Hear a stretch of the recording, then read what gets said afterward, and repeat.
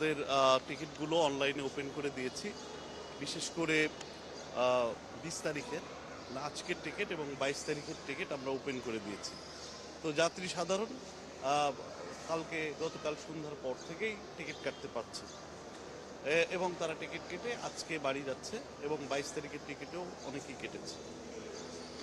যে সমস্যা হয়েছিল সাতটাহারে সেটা ঠিক হয়েছে এবং এখন কোনো ঝামেলা হচ্ছে এটা তো রিস্টোর হয়ে গেছে এবং এখন ওটার কারণে আর কোনো শিডিউল বিপর্যয় নেই, এটা রিকভারি হয়ে গেছে। হ্যাঁ, টিকিট অ্যাভেলেবেল আছে।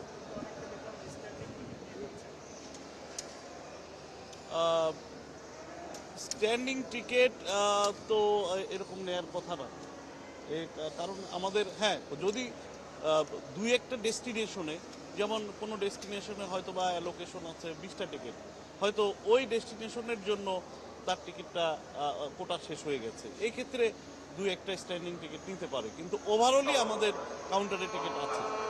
একটা বিষয় যেটা হচ্ছে যে আপনাদের এবারে যাত্রা ভালো ছিল, সন্ধ্যায় যে ঘটনাটা ঘটেছে এটা সমালোচনা হয়েছে। এখন ফিরতি পথে যারা ঢাকায় ফিরবেন তাদের জন্য প্রিপারেশনটা কেমন, সামনের ঈদে যাতে এমন পরিস্থিতি না হয় এখন থেকে আপনাদের সেই প্ল্যান আছে? হ্যাঁ, এটা তো আমরা কন্টিনিউয়াসলি চেষ্টা করি যে যাতে কোনো ধরনের দুর্ঘটনা না ঘটে। তো ঈদের সময় আমরা আরও এটা বেশি করি, আর ঈদের পরে আমাদের প্রস্তুতি ঈদের আগে যেমন ছিল ঈদের পরেও তেমন থাকবে। আমাদের মনিটরিংয়ে এবং আমাদের কার্যক্রমে কোনো ঘাটতি হবে না, কারণ যে সমস্ত যাত্রী আসলে ঢাকা থেকে চলে গেছে তারা তো আবার ঢাকাতে ফিরবে, তাদের নিরাপত্তাটা এবং তারা যাতে সুন্দরভাবে আবার ব্যাক করতে পারে এ প্রচেষ্টা তো আমাদের থাকবেই এবং কন্টিনিউয়াসলি থাকবে। না, আজকে এখন পর্যন্ত কোনো শিডিউল বিপর্যয় নেই এবং আমরা মনে করতেছি সারাদিন কোনো শিডিউল বিপর্যয় হবে না।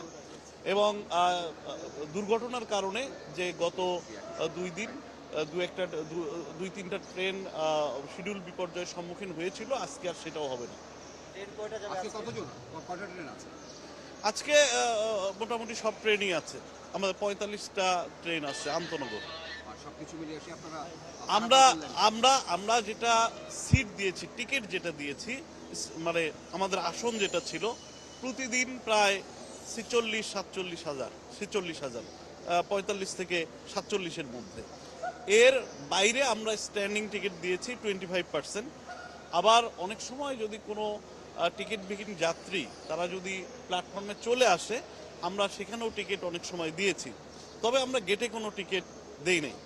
তো আমরা ধারণা করতেছি যে টিকিট ধারী যাত্রী প্রায় 70-75 হাজার যাত্রী প্রতিদিন তারা যাত্রা করেছে এবং আপনারা দেখেছেন যে বেশ কয়েকটা ট্রেনের ছাদেও বিনা টিকিটে যাত্রীও বিভিন্ন জায়গা থেকে উঠেছে, সেটারও হয়তোবা একটা সিগনিফিকেন্ট নাম্বার হইতে পারে।